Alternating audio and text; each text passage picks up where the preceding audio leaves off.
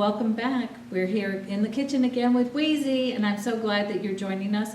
And today I have my friend Adrian Garson. She is here from the Charlotte Media Group. Right now, Adrian is publishing a cookbook of heirloom recipes. And so she's going to explain to us where she got this inspiration from. So Adrian, I'm so glad that you can be on camera with me today. Thank you for having me. And I'm having really excited.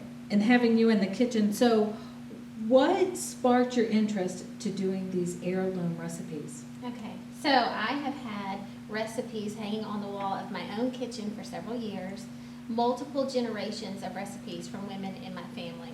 So is I this have like, one here, yes.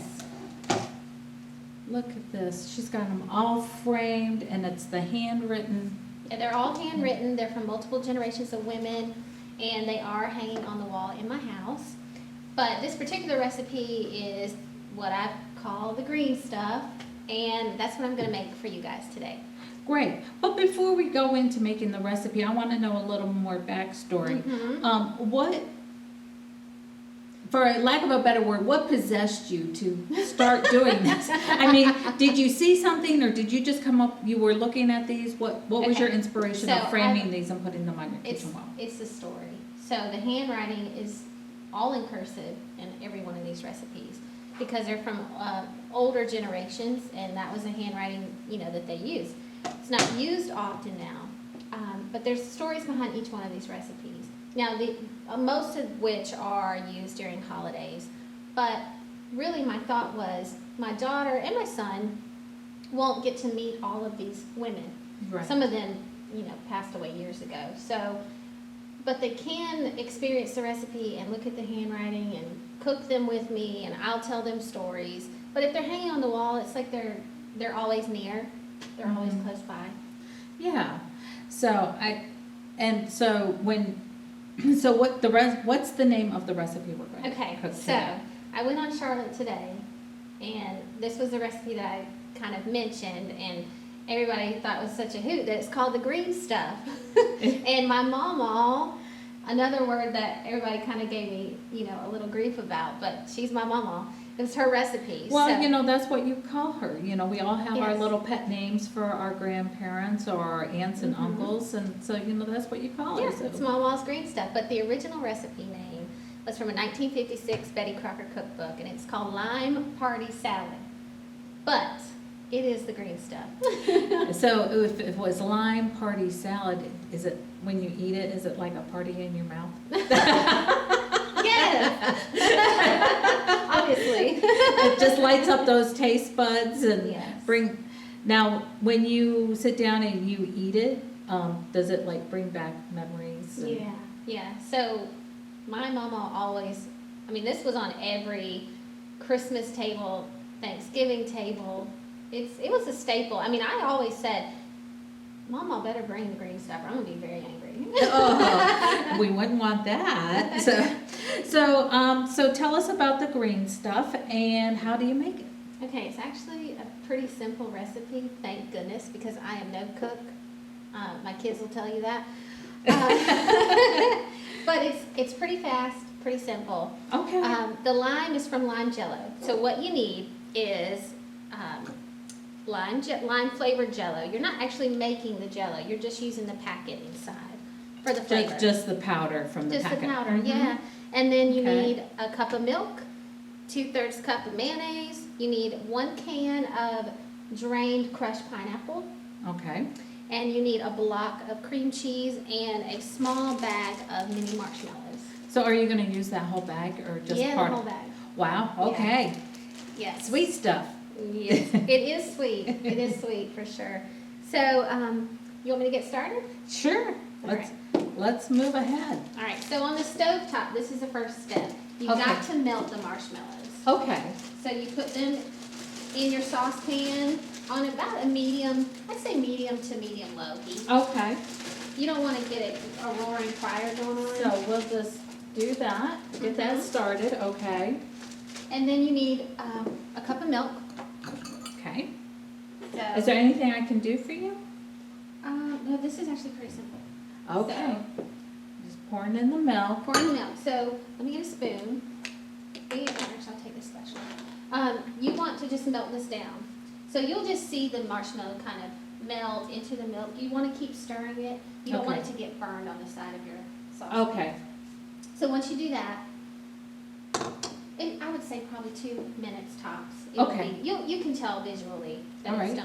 done. You'll take that, Mm-hmm. put it in your mixing bowl. Okay. So let me do that.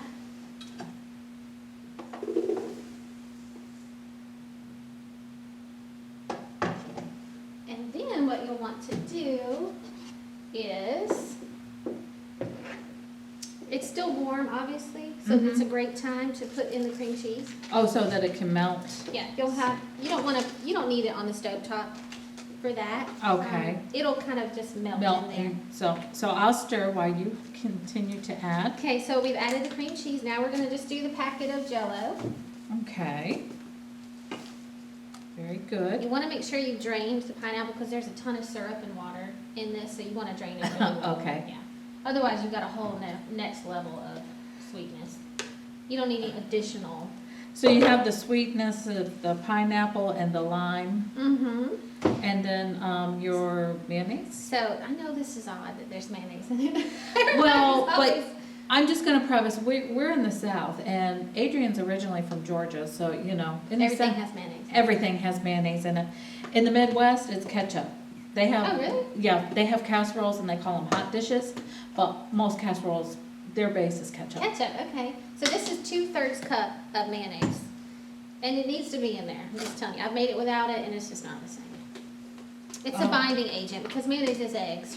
Yes. So, And so you'll want to, I actually use my stand mixer. Personally, it's just easier. oh, yeah, because it will whip It up. whips it up really Mhm. pretty. So Well, once for- you've got that going, I use the whole tub of whipped topping. So this is almost like a dessert. It's absolutely a dessert, 100%, yeah. I mean, not that I haven't eaten it for breakfast.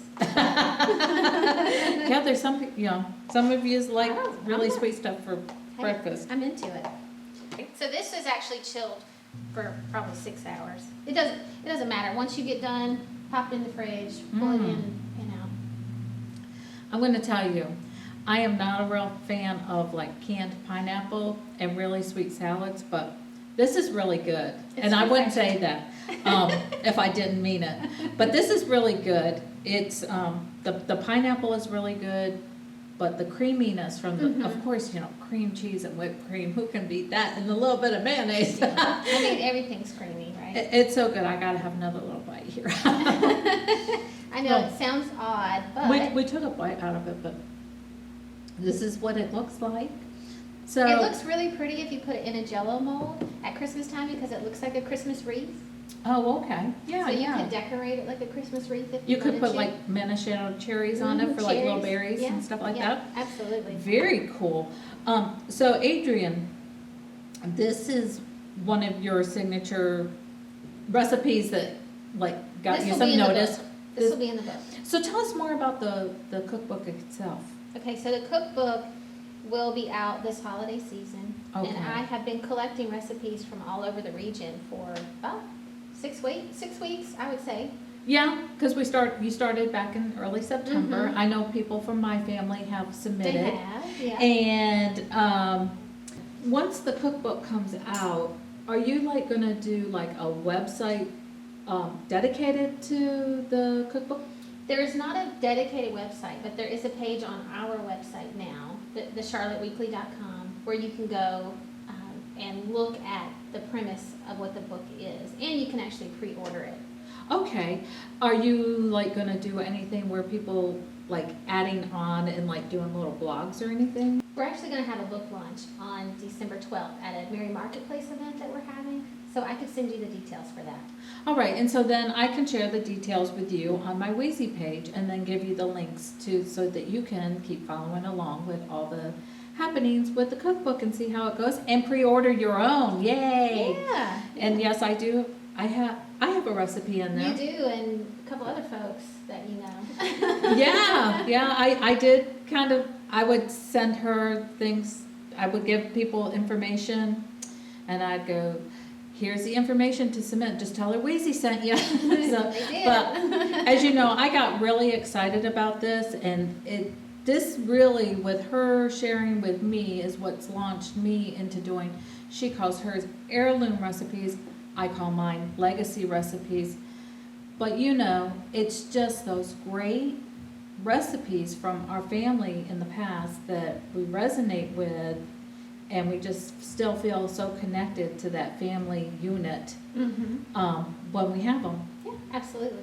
It's very special. It's very sentimental to me. So I'm Yeah. grateful for the opportunity to do the book and share it with the rest of the world. So Adrian, I see that you have a picture of this lovely lady here. Was she the grandma who did the green stuff, No. or is this somebody else? This is my dad's mom, so she has a pecan pie recipe that will be in the book. But I brought the picture because most of the recipes that I have received include pictures of whomever created it. So, which I think makes the book more special. Yeah, because you can see the face of the person who created the recipe. I love looking at old photographs too. I mean, look at the style Yes. of these women and the generations that they came from. Again, it's part of that story. Yep. Well, it's always nice to be able to put a face to the name of the action that's taken place. So it just helps evolve the story, Yeah. and it gives a face to the story. So, and who doesn't love a good pecan pie? Pecan pie is like my favorite. Yeah, Really I love is. it too. It's Again, usually, something really sweet. yeah, but then you put the ice cream on it, and you know, You're good. kind of, yeah, you're good. So. Really fun. You'll leave me with a website and different Mhm. things that people can contact you with. Do you want to just say that now? It's thecharlotteweekly.com, or you can email me, adrian@cmgweekly.com. Well, thank you so much for coming on, Adrian. It was a lot of fun to have you and to be involved in the camera with you again. Yeah, thank you so much. I appreciate it. This was fun. I'm glad you tried my recipe. It was yummy. So everybody, try the green stuff for your holiday table. If you're looking for some new traditions, you can take somebody's old traditions and make it new for you. Bye, everybody. Bye.